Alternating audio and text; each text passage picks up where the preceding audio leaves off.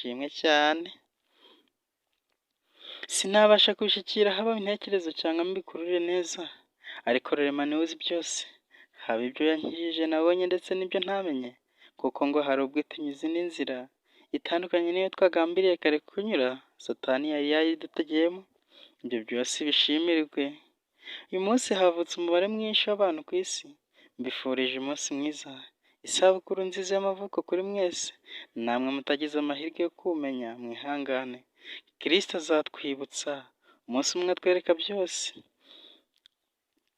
Kuzirikana uyu munsi si ukurya no kunywa gusa nk'uko rubanda babifashe, ahubwo ni ukongera gusubiza amaso inyuma, wibuka ibyo Imana yagukoreye, maze uhere ushime. Ndakwibutsa icyigisho cyatambutse hano kivuga ngo impamvu yo gushima. Uzasigasire kandi ubike agakarito byiza byabashije kunyura hano.